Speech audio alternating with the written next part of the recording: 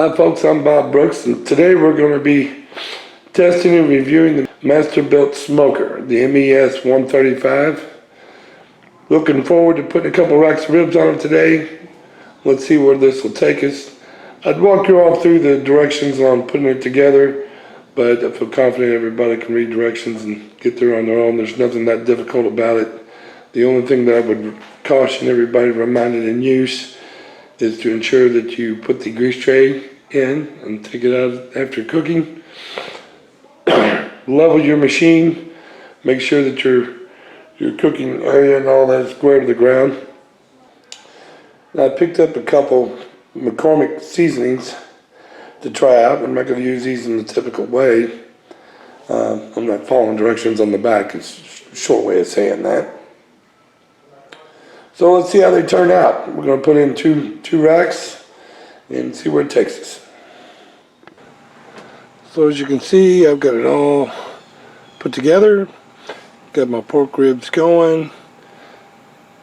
Got the smoker set for 260 degrees internal or external. I didn't put the probe in the meat because I have a thermometer just for that. It's made for cooking.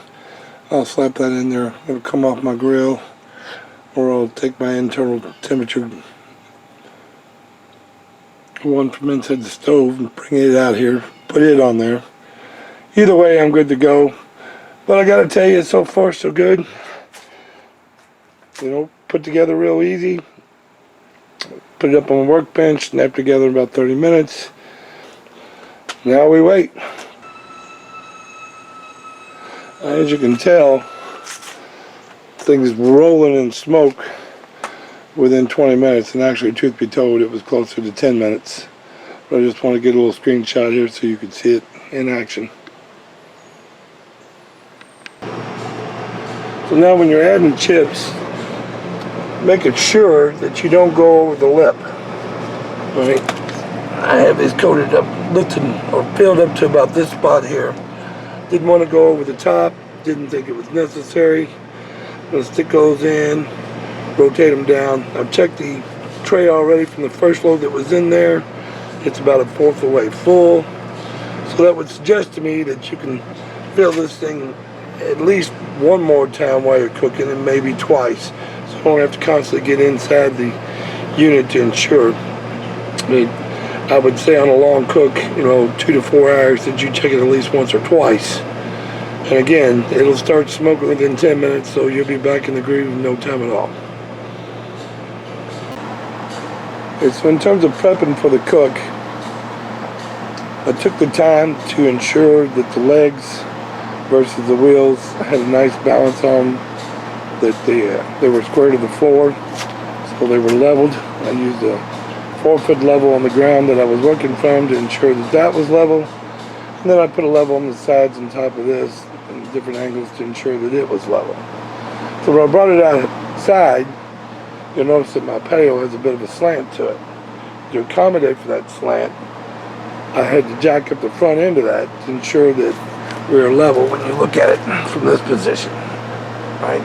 So after you hit that with the level here, we're good to go. I'm going to ensure that the trays grab the grease, fluids that are coming off, and run around to the back of the unit, which it's doing just fine.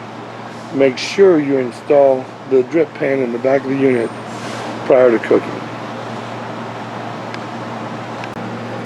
So just put in my second load of wood chips, and if you look real closely, I'll try to get down on it. I'm just starting to see smoke, and it's only been about 7 or 8 minutes, so that gives you an idea just how quick it'll get to it. And once you reload, I don't know if you can make that out, but I'm seeing smoke. I like to keep my unit as close as possible because I want to get as much smoke into the meat as possible. Get a nice smoky ring before I take it out. Put some seasoning on it, give it a good coat. So part of prepping for the cook, when I pulled everything out of the unit, once I got it all put together, I took the time to put some pan oil cooking spray over the water pan and over the drip pan. And I take it back. I actually put aluminum foil over the drip pan, but I did put all on the racks, and I put oil on the water pan, hoping to ensure that this will be an easier unit to clean up afterwards. Which brings up the question about the window. A lot of people will say, hey, you know, once that stuff gets kicked in on your window, you're not going to be able to see the meat, and it's kind of superfluous to have it in there, and I don't find that to be true. When the unit's hot, you open the door, you hit that with just a wet rag, and it wipes right off, and it'll ensure that it'll be clean in the many times you'll use it going forward. So we're about 3 hours into the cook. Put my external thermometer on it. Temperature says that internally it's done, it's ready to go. But I'm going to go just a little bit longer. I think we've got enough smoke in there to fill the bill. But you notice I use an external thermometer, the meat thermometer, to keep track of what's going on. The temperature reading I got off of it was 175 internal. You can only shoot it for 160. I believe that might have been a little bit off, but then again I didn't test the thermometer for accuracy, so that may be part of the equation. I'll let you know how it comes out shortly. Okay, so they've been in for about 3 hours now, and I'm making some aluminum foil so I can wrap them. We're going to bring them inside, put some honey on them, some butter, create a dry rub.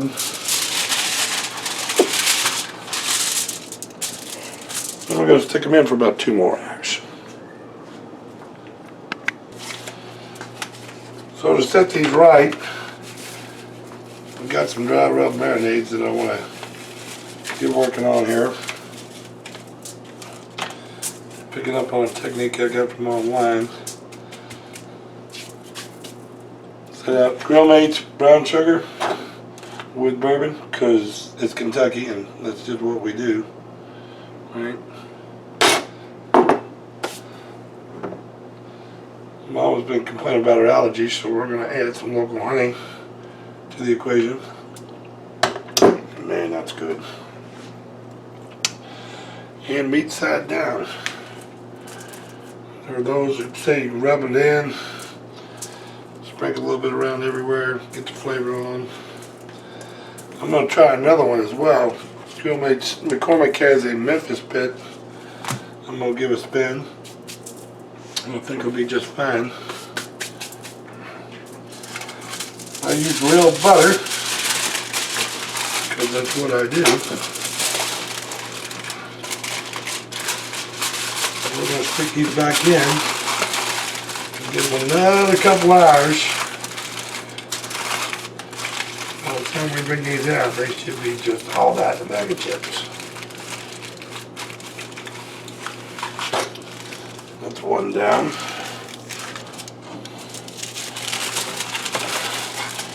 What I did with this foil, I just put 2 sheets on top of each other, fold them into each other, so when it opens up, you got a nice little sizable chunk of aluminum to work from. I'm going to get these going, get them on the grill. We'll get them on the smoker, and we'll check back with you. Alright folks, I just brought them in from the smoker. We're going to open them up. And buddy, if that don't look gorgeous, dripping off the bone, I don't know what does. Of course, they're going to go straight to the cutting board. So again, we did about 3 hours worth of smoking. Wrapped them in foil, covered them in honey, dry rub, give them another 2 hours inside. And man, that just looks like it's going to be the Daddy Mac.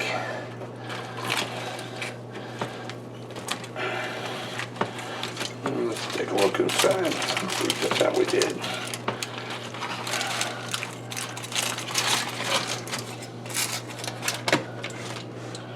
You know, if that don't look like sweet meat, I don't know what to tell you.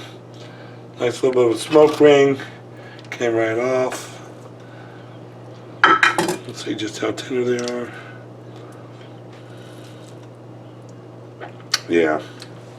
Yeah, we're there.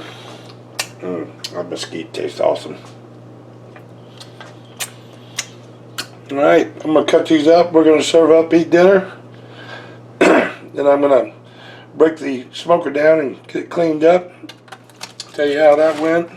I took a wet rag out there with me as I went to remove these. And that's the smoke that came out the window. The glass is clean. You can see through it. It's ready for the next cook. So part of these smokers are just taking care of business while you're doing business. And this is my first run through with this smoker. So I will do a 6-month update on something else later on. So this is the first rack coming up. I have it clean. Put a little Dawn in the sink. As you can tell, she just cleaned right up.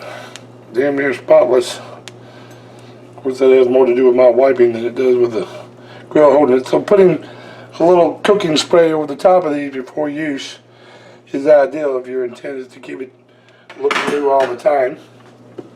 The aluminum foil that I kept underneath the drip pan resulted in the drip pan coming out like this. The water pan I'm getting ready to go after now that I know the grill top's going to come clean. And I did the same thing there. A little bit of Pam, cooking spray, whatever flavor you like, and right off it comes. Now we didn't do anything complicated here. I just added water. I didn't put lemon juice or lime or juice or pineapple or anything, or apple juice or any of that. You could of course do that, and look, it just comes right off like it's nothing. The unit looks just like it did when I started. There's a little smoke stain on the thermostat wires, but other than that, I think we're going to be good to go.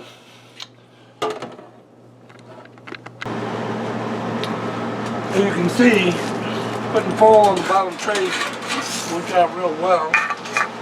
That's 3 loads of chips that went in there, and we're still not even filling the tray up. It doesn't mean you shouldn't check it. I'll dump that here shortly. We got her all cleaned up. She's going back together. She'll be ready for the next use. You can see the window got cleaned up immediately while it was still warm and moist. Most of the moisture coming from the bucket of water on here. Now be careful about this water and whatever fluid you put inside here. There is a fill line, so check that. Also too, you look behind here, you can't forget this. You gotta get the grease tray. Don't forget the grease tray. Just so happened, it all went to the bowl for the way I lined up the meat. So I'm just going to stick that back on there and call it a day. Okay, been a great day. Spent 3 hours cooking. That's the clean unit after the cook. As you can tell, it came out really, really nice. I've got it packed up and ready for the next trip. Gonna make a cover to put on this. I don't want to put plastic on it because I've known moisture to sit up underneath plastic when humidity changes, and I don't want to get any rust on this thing. It'll be indoor kept, outdoor use, so the longer we can make this thing last, the better. I spent about $210 getting the unit here, and then it cost me probably another $30 getting an extra thermometer, something to cook, something to season it with. But all in all, I give this a 5-star rating. The rest of it's up to you on maintenance and taking care of it. I don't think there's much maintenance. If you use some spray oil before you cook with it, should be good to go. Good job, Masterbilt. Looking forward to using it again. I'll report back in 6 months after I've run it through a couple tests. So far, so good.